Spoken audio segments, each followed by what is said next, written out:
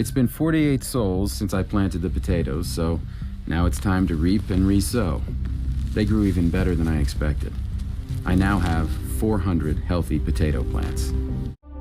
Habitats in Stellaris have unique districts available to them. But if you compare two habitats, they can actually have different districts available to them. In this video, we're going to find out why habitats have the districts they have and what we can use them for. If you enjoy this video, please inhabit that like button.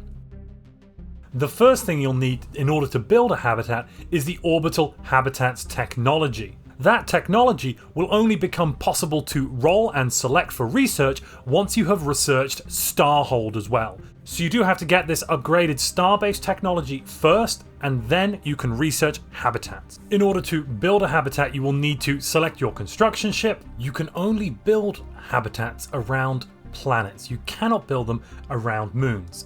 If I want to build one, I can either click the build megastructure and select the habitat option, and then you'll see that I can left click on one of the planets in a system and build a habitat there. What is not possible is for me to build a habitat on this tiny little moonlet over yonder. Alternatively, I can right click on the planet, choose build megastructure, and then choose the habitat. It's going to cost me 1500 alloys and 150 influence. But the planet we choose to build our habitat in orbit of does make a difference to the layout of the habitat. If you build a habitat over a planet with no deposits, you will gain access to the 4 basic districts on any habitat. Those are habitation for +8 housing, industrial districts, almost functionally identical to an industrial district on a planet, trade districts, they are quite unique to habitats and very powerful with the mercantile civic, and leisure districts. A bit of a weird one, you get some entertainers and a culture worker job. Alright, so we have built a habitat above this planet and we've colonized it. That has now, due to the fact it had a mineral deposit, given us access to the astro mining bays.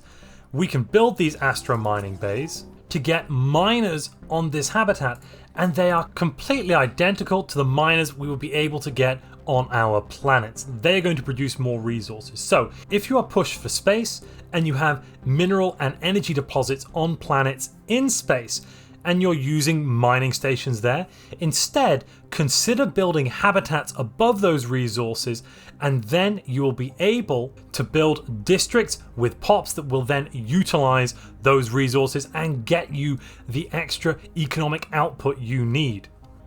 Above a research deposit, you do get access to research districts. They are very good. They give you housing and 3 researcher jobs.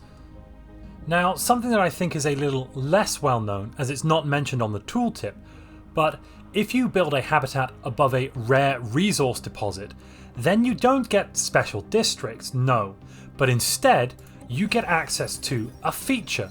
So we get an exotic gas deposit on this habitat plus 2 possible gas extraction wells, meaning we can build the gas extraction well building, which is going to give us access to gas extractors, meaning we can get much more of the rare resource out of that deposit in space than we otherwise would have been able to.